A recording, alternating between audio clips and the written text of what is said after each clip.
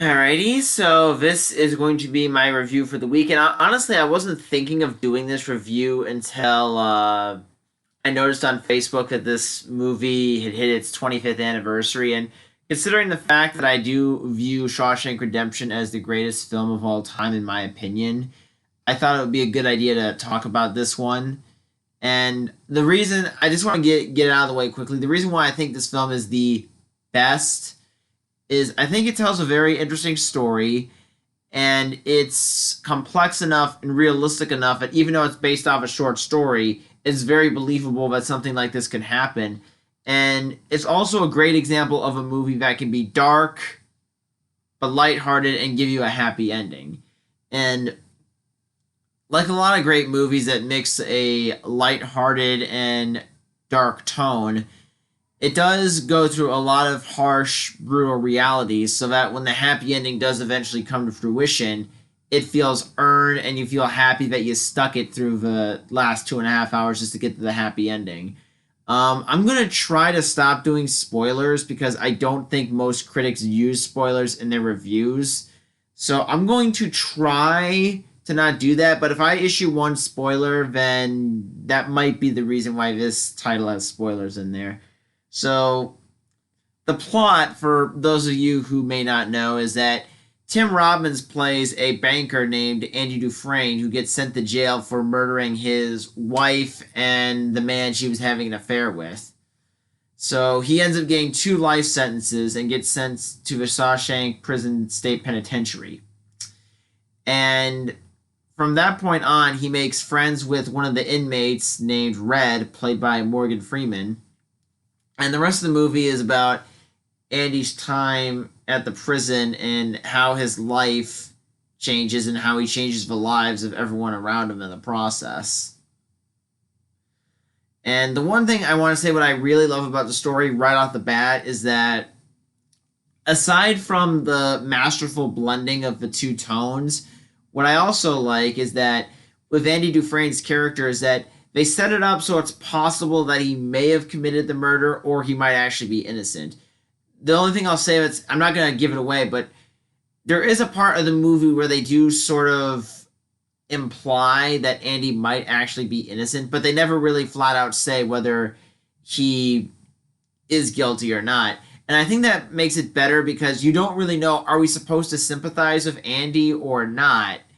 And basically, our own conclusion about the character comes from our interpretation as we experience the movie with him and as he goes through his trials and tribulations from getting beaten, prison raped, thrown into solitary confinement repeatedly. It's a pretty brutal movie. And it definitely earned its R rating. There's a lot of harsh language, there's some nudity. And and a little spoiler here, I'll just put that down there. There's one scene at the beginning of the film where a prison guard is trying to keep the inmates in line at night and he beats a rather obese man to death because the big guy just can't keep his feelings in. And again, more spoilers. The other inmates are trying to see which new inmate would crack first, and it happened to be the guy they dubbed Fat Ass, and Fat Ass got his fat butt beaten to death by this horrible prison guard. So yeah, it is kind of a harsh reality.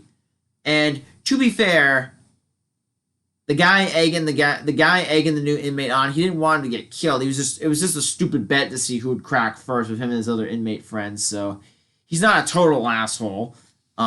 Well, at least from the point on we see him. Anyway, so again, I'm putting the spoiler thing down there because I gave away some important stuff.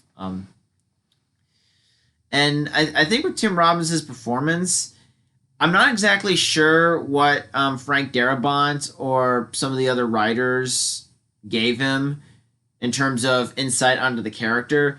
But Robbins did a great job at portraying a man where we learn a lot about him in the movie, that he's very patient, always hopeful, an optimist, strong, but we don't know why he is the way he is. He's kind of eccentric, but he's such a reasonable, friendly kind of guy that you're kind of amazed that he can pull off the stuff he can pull off, but it's never within the realm of implausibility.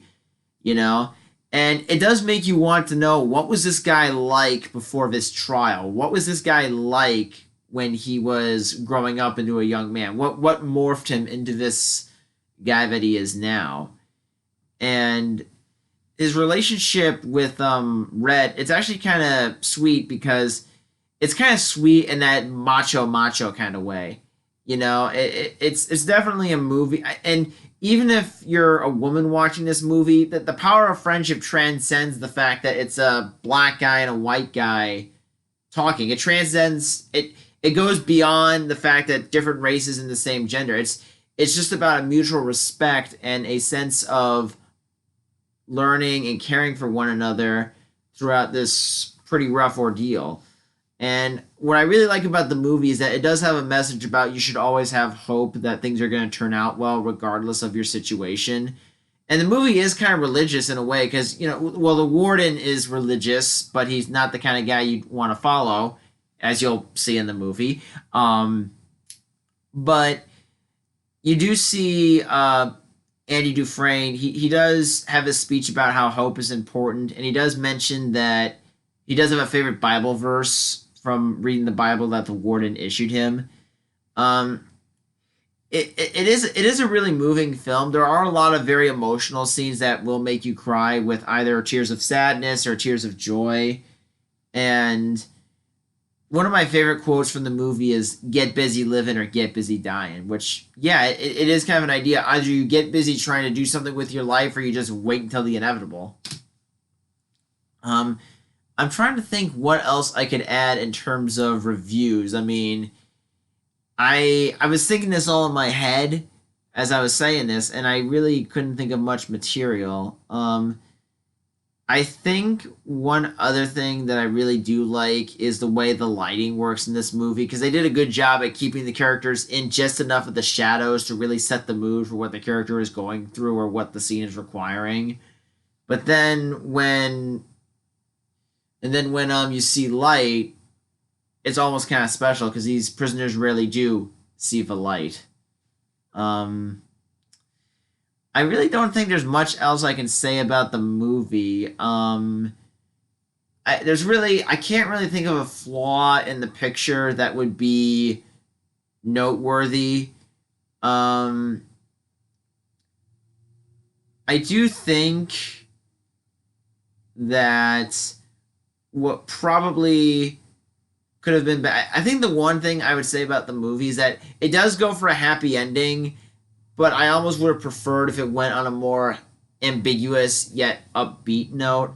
But then again, that's not what people, as I said before, when you're going through 2.5 hours of this prison stuff, it's kind of nice to see these characters get a happy ending. So if they ended it with a possible happy outcome for the characters, the audience wouldn't have been satisfied. So even though I do feel like, I could have gone with a more ambiguous ending, it was better that they gave for the more obvious one, because that would have worked out more. And I think I might want to say in this review what I personally think, whether Andy was innocent of the crime or not. This is going to sound terrible, but honestly, for me, I don't think it really matters by the end of the movie, because Andy's learned his lesson.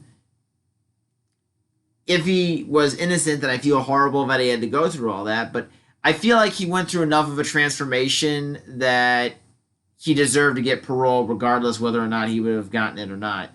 But I think, I'm not sure if Andy, he might have been innocent, but a part of me, as I said with that whole speech, I'm not sure it really matters, because I think Andy did redeem himself throughout the movie and deserved a second chance.